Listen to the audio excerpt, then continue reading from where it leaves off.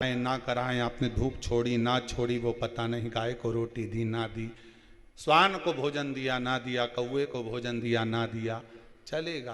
पर जिस दिन अमावस्या के दिन पितृपक्ष समाप्त हो, उस दिन प्रदोष काल में, प्रदोष के समय पर, प्रदोष काल में शाम के समय पर जाकर किसी भी नदी, तालाब, बावड़ी, कुआं, कहीं ना कहीं जो आपके पास में हो, वहां पर एक घी का दिया, बत्ती का मुंह दक्षिण की ओर कर कर अवश्य जला कर जाना। सारे पितृदोष समाप्त हो जाएगा, सारा पितृदोष समाप्त। अमावस्या के दिन किसी भी जलाशय के पास में, नदी, तालाब, बावड़ी, कुआं, जो आपके शहर में, आपके गांव में, आपके नगर में हो, वहां जाकर लगा दे। अगर नदी, तालाब, बावड़ी, कुआं नहीं है तो पीपल का वृक्ष हो या बेलपत्री का वृक्ष हो या बट का वृक्ष हो, उसके नीचे लगा दो प्रदोष काल में। पर अमावस्या के दिन लगाएं जरूर। क्यों?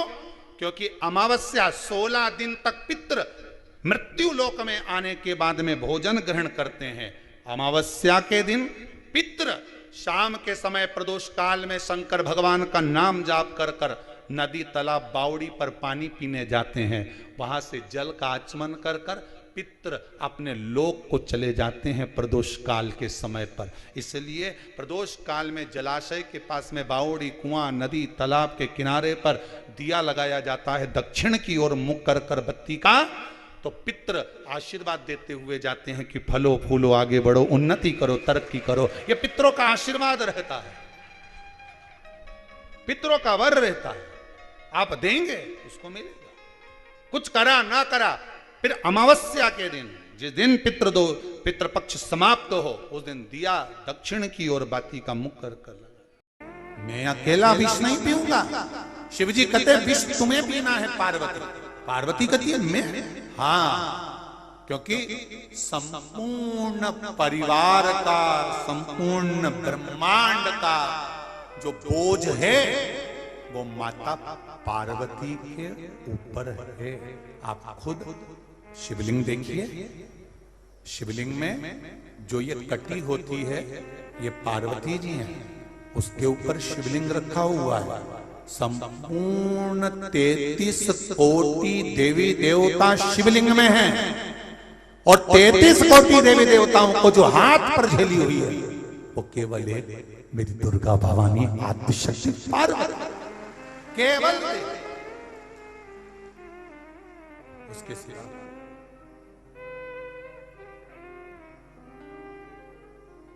विष तुम्हें, पार्वती जी बोली विष में, हाँ, शंकर भगवान ने तो आधार से लगाया था विष के पात्र को।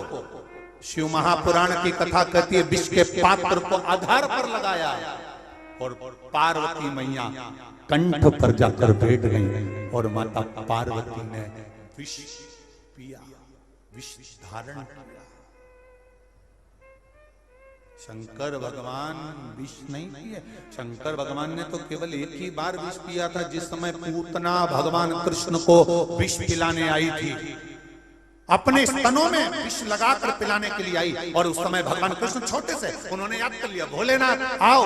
शंकर जी ने पूछा क्यों विष पीना है? पूतना आई है मुझे मारने के लिए। शंकर भगवान पार्वती से कैसे के तू जा। शंकर भगवान पहुंच गए, भगवान कृष्ण के गले में जाकर बैठ गए, और बैठते से भगवान शंकर ने विष पी लिया। पूतना के स्तनों का विष जब शंकर भगवान ने पिया, शिव जी को चक्कर आ गए, और ब्रज रज में गोवर्धन के पास शंकर भगवान चक्कर खा के नीचे गिर गए। तो उस जगह का नाम चकलेश्वर महादेव पड़ गया। आज भी गोवर्धन परिक्रमा में चकलेश्वर महादेव।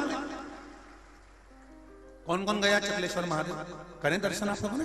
गिरिराज जी की परिक्रमा करने जाओ तो बीच में चकलेश्वर महादेव पड़ते हैं। चकलेश्वर, जहां चक्कर खा गए भगवान भी। कितने पति का जरा सा बीपी ऊंचा नीचा होता है तो पलंग पर पड़ा रहता है, और नारी का बीपी ऊंचा नीचा रहता है तो भी रसोई घर में काम करती रहती है।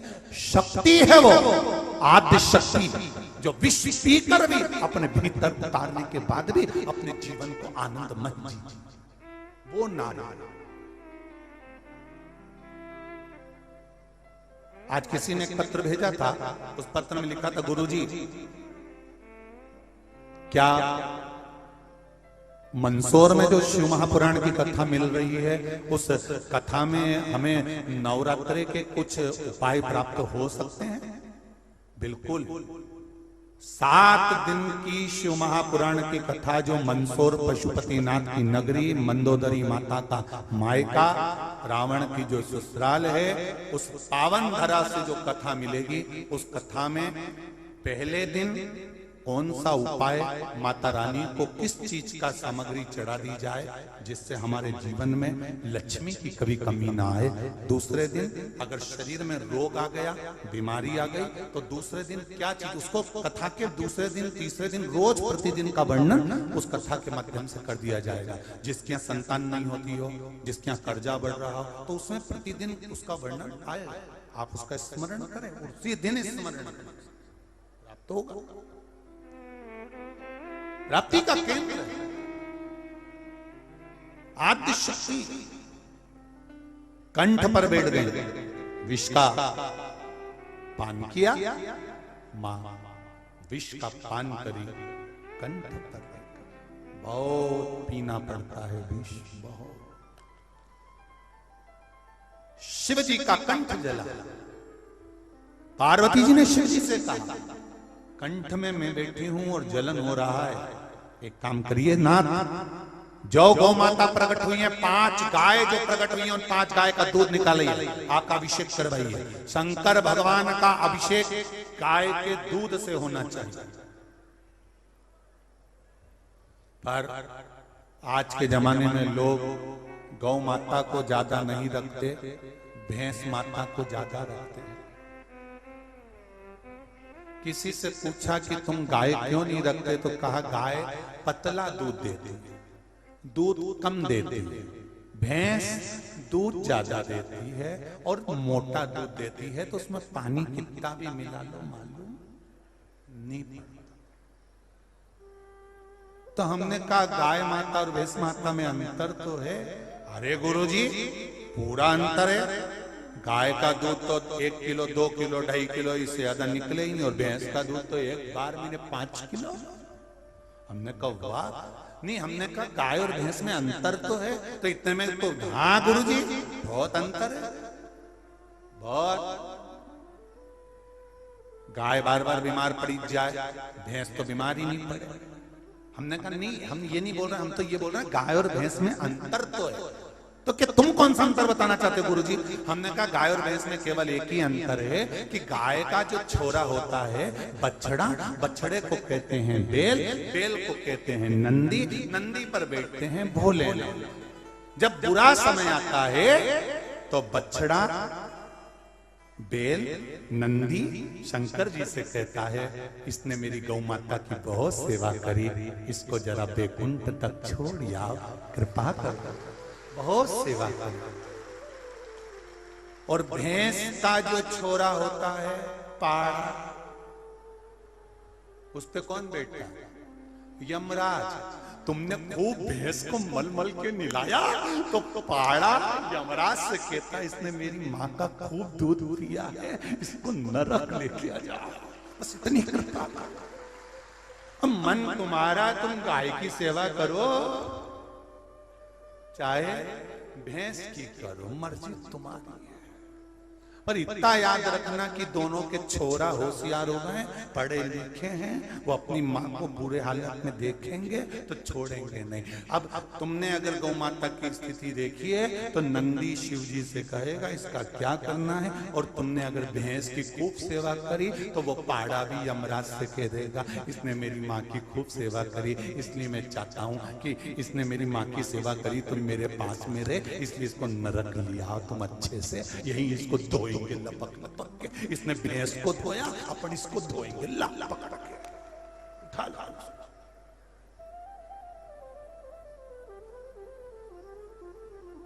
इसीलिए मालवा के संत श्री नागर जी महाराज कहते हैं गौ माता की सेवा करो रे, सेवा करो तो मैं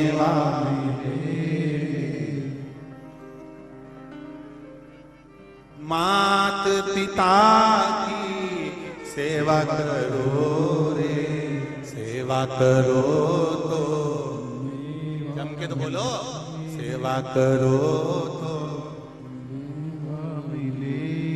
हरी रेंदोरी या सुखनगर वाली, तुम माता पिता की सेवा मेवा के चक्कर में करो। इस लाइन को चेंज कर दो, वो भले कुछ भी गाते हो, अपन अपनी लाइन जोड़ दो। मात पिता की सेवा करो रे, सेवा करो तो चाबी मिले। करो, फालतू की बात है तुम्हारी। माता पिता की सेवा तुम मेवा के चक्कर में करो तो चाबी के चक्कर में, डोकरी के गले में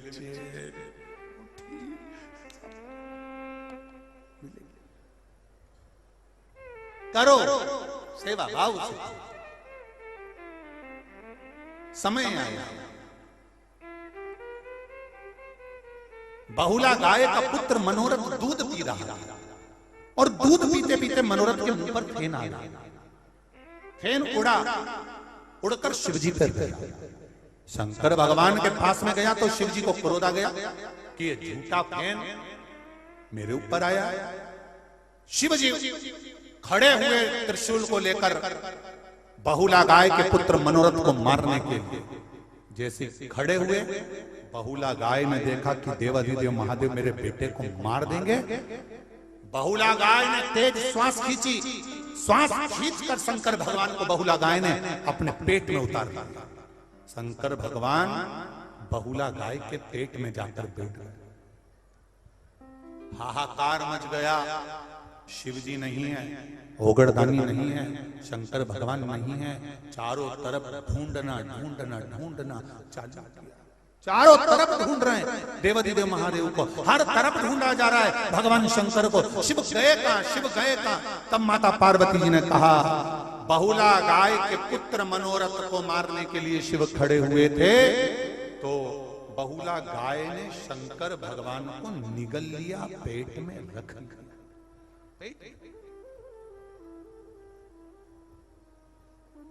पेट में रखा। और बहुला गाय का पुत्र को मारने के लिए शिवजी आगे आए तो शंकर भगवान को बहुला गाय ने अपने पेट में रख लिया।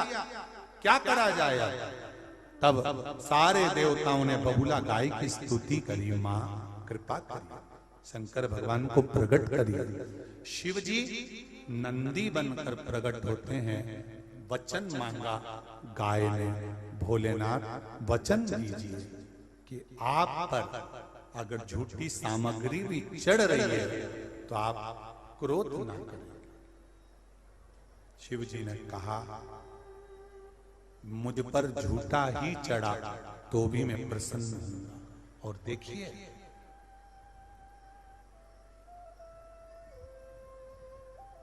कितना सुंदर भाव कहा।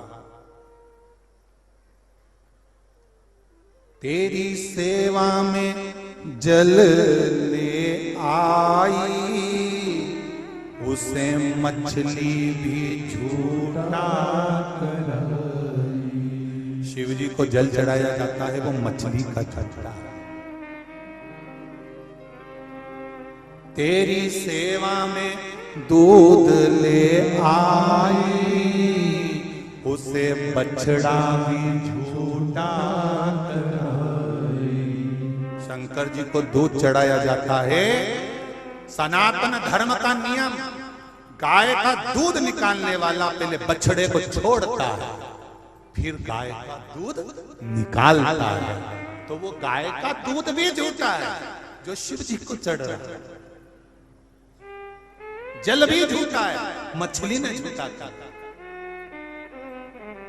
तेरी सेवा में फूल ले आई, इसे भंवरा भी झूठा।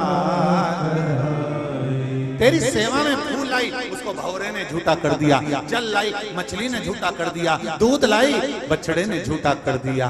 और प्रसाद बनाकर लाऊं तो चींटी ने झूठा कर दिया, मक्खी ने झूठा कर दिया। संसार की ये वस्तुएं तुझे चढ़ाऊं, ये तो झूठी है मेरे नाथ। शंकर जी कहते हैं ये मनुष्य भी दिन भर 50 बार झूठ बोलता है।